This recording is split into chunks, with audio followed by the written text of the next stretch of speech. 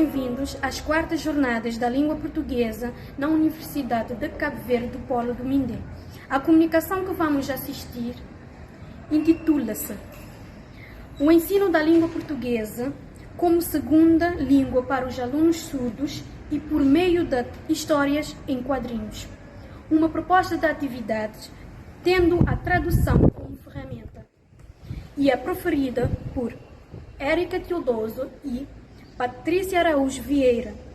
Érica Teodoso é mestre em estudos da tradução pela Universidade Federal do Ceará e é professora assistente da Universidade Federal do Cariri, no Brasil. Patrícia Araújo Vieira é doutora em Linguística Aplicada pela Universidade Estadual do Ceará e é professora adjunta na Universidade Federal do Ceará, no Brasil.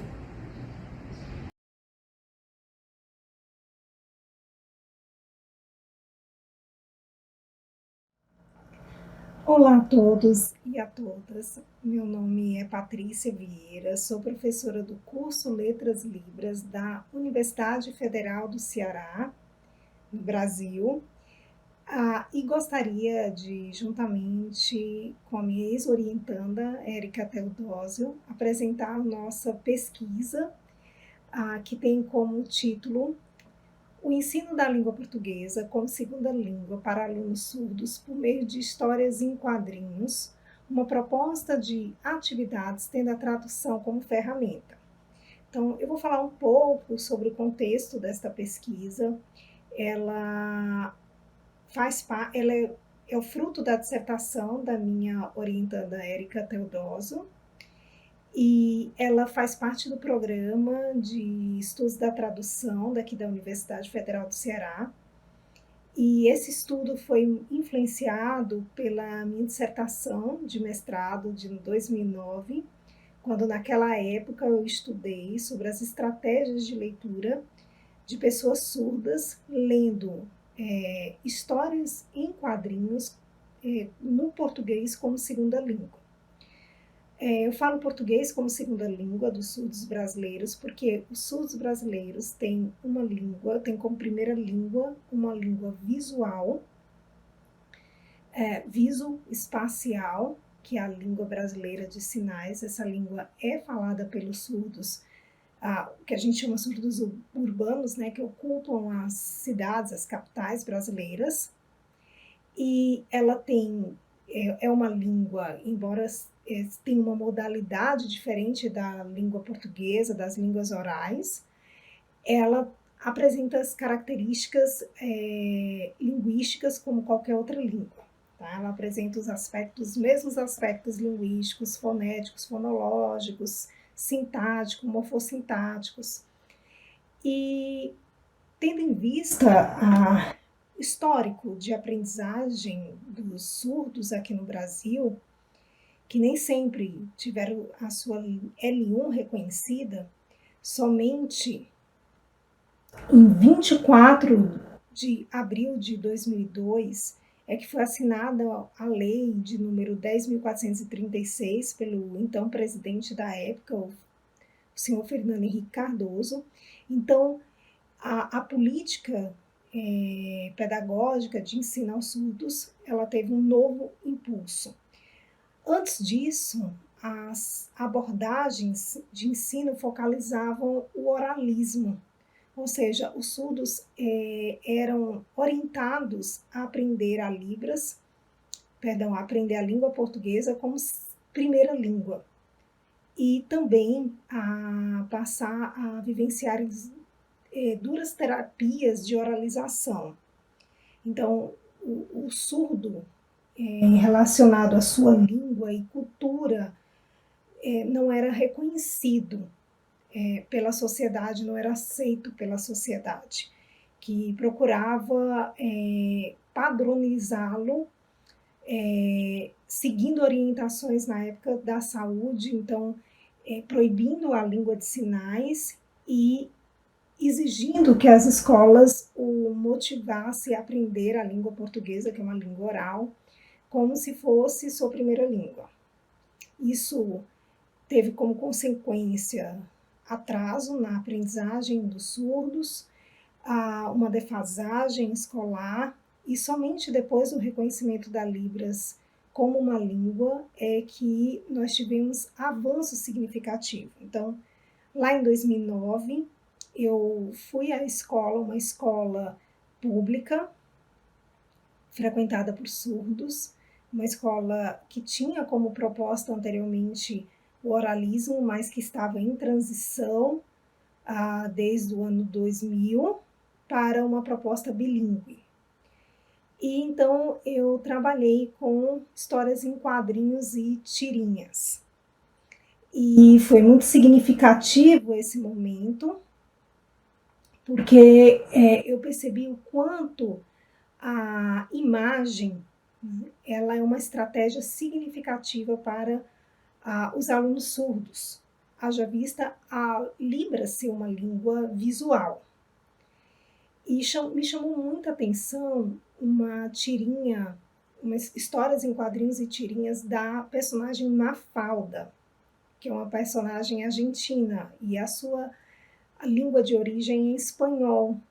E no Brasil, ela tem sido traduzida aqui no Brasil para a língua portuguesa.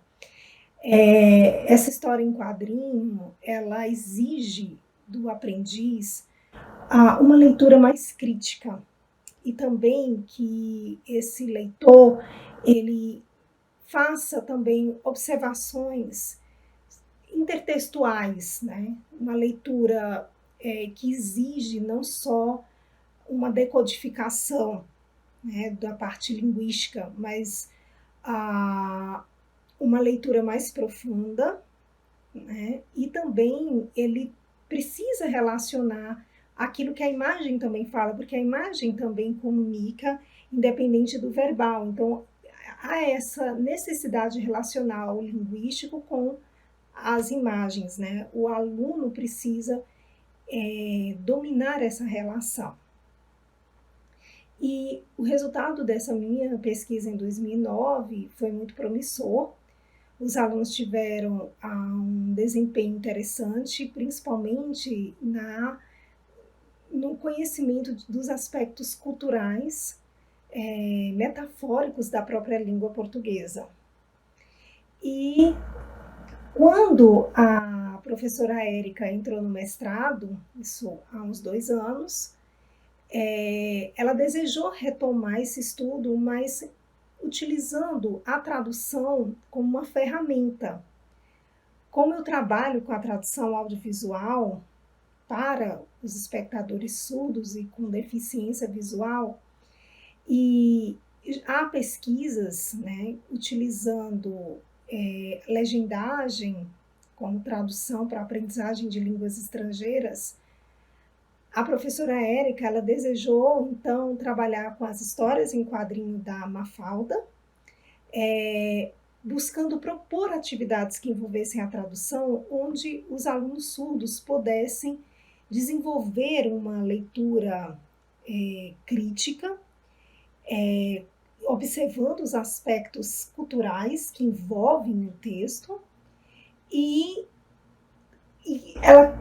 nosso objetivo, nossa hipótese é que a tradução ela poderia contribuir para esse melhor desempenho, né, leitor dos alunos surdos.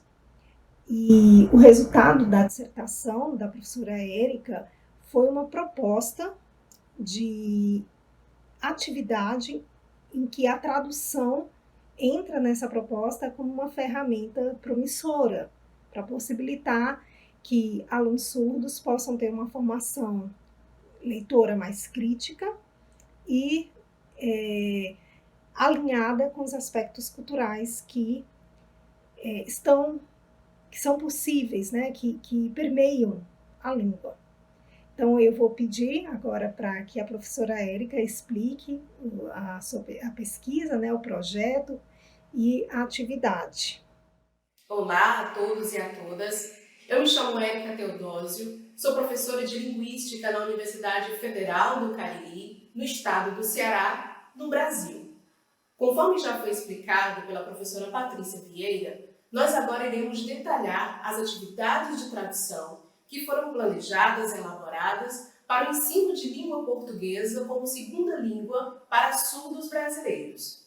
Conforme já foi explicado, os surdos brasileiros, eles dispõem de uma língua visual e espacial para a comunicação, para a expressão, a língua brasileira de sinais. Essa língua, a gente usa uma sigla, se chama Libras. Essa língua ela é usada nos grandes centros urbanos, nas capitais dos estados, para a produção linguística dessas pessoas, desses indivíduos.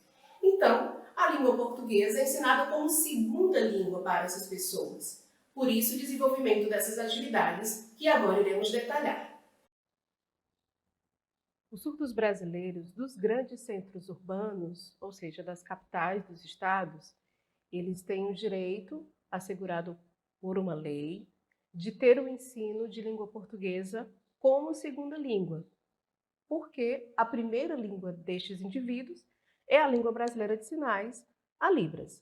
Então, como já foi explicado pela professora Patrícia, ela no ano de 2019 desenvolveu um trabalho de ensino de língua portuguesa utilizando quadrinhos e quando eu adentrei no mestrado, tendo ela por minha orientadora, tive o interesse de desenvolver atividades de tradução como ferramenta para o ensino de língua portuguesa como segunda língua, que é o que vamos apresentar agora. O principal objetivo deste trabalho foi contribuir com o desenvolvimento de uma leitura crítica por parte dos alunos surdos, porque o gênero quadrinhos, para que se empreenda a leitura, para que se interprete bem, é necessário que se haja uma compreensão cultural de todos os aspectos linguísticos e não linguísticos textuais que estão dentro deste gênero textual. Assim, os aspectos culturais que permeiam as duas línguas, tanto a Libras como a língua portuguesa como segunda língua, eles ficam evidenciados através da tradução desse gênero, do ensino da língua portuguesa, através da tradução como ferramenta.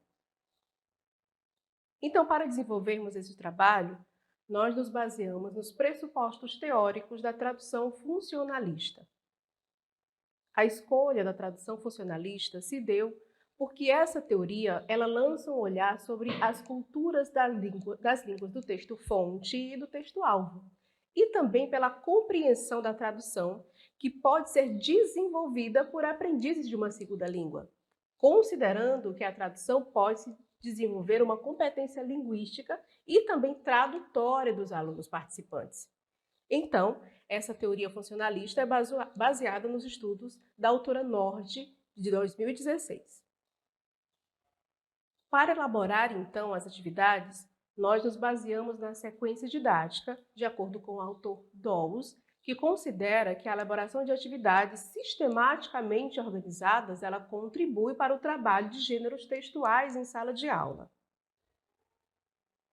Explicando um pouco melhor a tradução funcionalista, ela está baseada em 3 aspectos: o aspecto teórico, metodológico e didático.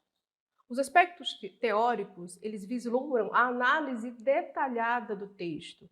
Logo a seguir, nós veremos como as atividades elas estão bem detalhadas, elas organizam dentro de um módulo e elas vão detalhando, explicando, aprofundando o texto, centralizando toda a atenção do discente na situação comunicativa em que o texto-fonte e o texto-alvo estão envolvidos. Por isso a escolha do gênero textual história em quadrinhos, porque é uma situação comunicativa dentro de um gênero textual. No aspecto metodológico, nós analisamos fatores intra- e extratextuais. Esses fatores serão explicados mais detalhadamente a seguir. Os aspectos didáticos propõem um passo a passo, módulos, caminhos a ser seguido, que a seguir vai ser mais explicitamente detalhado. Conforme o autor Dawes, em um ano de 2004, ele explica que atividades sistematicamente organizadas, elas auxiliam no trabalho com gêneros textuais na sala de aula.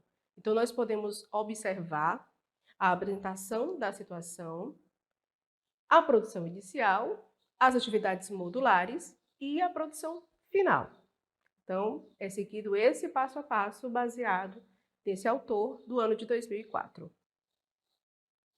Explicando agora como acontecem as atividades, nós iniciamos pela produção inicial. Essa primeira fase pode ser dividida em duas etapas. Na primeira etapa, acontece o primeiro contato com o gênero textual, histórias em quadrinhos.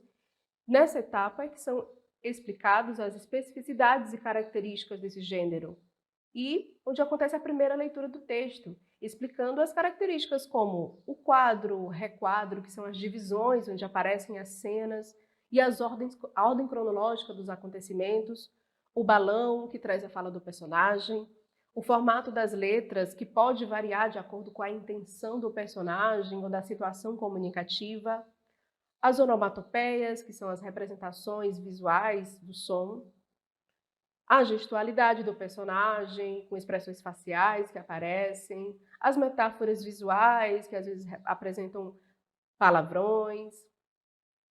A segunda etapa é onde começa a tradução, a elaboração de uma produção inicial. É nessa fase que acontece a análise intra- e extratextual.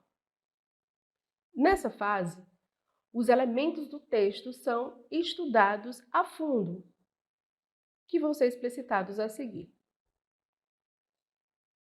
No módulo 1, acontece a análise dessa primeira tradução, onde pode-se acontecer uma comparação do gênero escrito para o gênero traduzido para a língua de sinais, e o professor, juntamente com os alunos, podem destacar os pontos positivos e os pontos que precisam ser melhorados, para assim chegarmos ao módulo 2, onde acontece a gravação de uma segunda produção, onde são acrescidas as sugestões que são trabalhadas em sala de aula, sugeridas pelo professor, sugeridas pelo grupo de alunos, para então, assim, apresentar a produção final, que é apresentar a tradução diante de toda a turma, numa socialização de todo esse processo. Este material didático trata-se de uma proposta, ainda não foi aplicada. Então, eu passo agora a explicar como poderia acontecer as intervenções em salas de aula, com o exemplo dessa tirinha. No primeiro quadro, a personagem Mafalda está deitada e aparece um quadro que dá a ideia de que ela está dormindo e ela está sonhando. Nesse sonho, ela está caminhando sobre o que parece ser uma poça de água com um balão que indica que ela está com um pensamento de interrogação. O homem está sentado, um homem vestido com terno, gravata e uma cartola, folheia um livro e ao lado desse homem tem um objeto que parece ser uma réplica da Estátua da Liberdade. A Mafalda chega a esse personagem e conversa com ele. Desculpe, cavalheiro, é americano? E ele responde, não, eu não tenho nacionalidade. No terceiro quadrinho, Mafalda continua. E essa liberdade? No qual responde, estou vendendo, filhinha, estou vendendo. E em seguida, no último quadro, o homem fala, claro que não é legítima, senão não seria um bom negócio. Passemos agora às hipóteses de respostas dos alunos para a implementação do quadro de análise textual. Aqui vemos o exemplo da análise extratextual da história em quadrinhos que foi sugerida, como, por exemplo, quem é o autor do texto? Para quem ele escreve? Para quem o autor escreve o texto? Em que data ele foi produzido?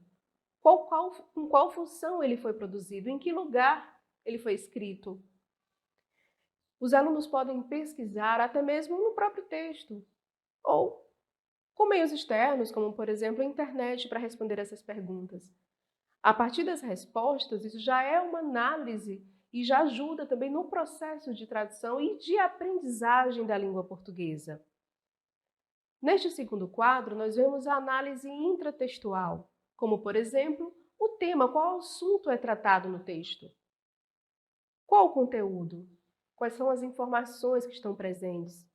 As pressuposições, o que não está escrito, apresentado, mas se subentende que quem vai ler já conhece a respeito. À direita, nós vemos na coluna descrição, nós podemos ver sugestões de respostas que os alunos podem dar, como, por exemplo, As estruturas sintáticas, quais orações são encontradas no texto? O aluno pode responder, a Mafalda faz perguntas, então são frases interrogativas. Ou elementos suprassegmentais, em qual tom está escrito o texto? O aluno pode responder que é uma conversa formal entre Mafalda e um homem de terno e gravata. Então, analisando esses fatores intratextuais, é possível ir se tendo um contato com a sua segunda língua. Lembrando que a proposta era para alunos surdos que têm a Libras como a sua primeira língua. Então, ao ter contato com a língua portuguesa e ao responder as perguntas em língua portuguesa, vai se tendo um aprofundamento, uma aprendizagem da língua portuguesa. Então, esta é a proposta da tradução como ferramenta para o ensino de língua portuguesa para alunos surdos aqui do Brasil, de onde gravo este vídeo. Essas são as referências utilizadas na minha pesquisa e da professora Patrícia. Eu espero que vocês tenham compreendido quais foram as propostas das atividades e estamos abertas a sugestões, a dúvidas.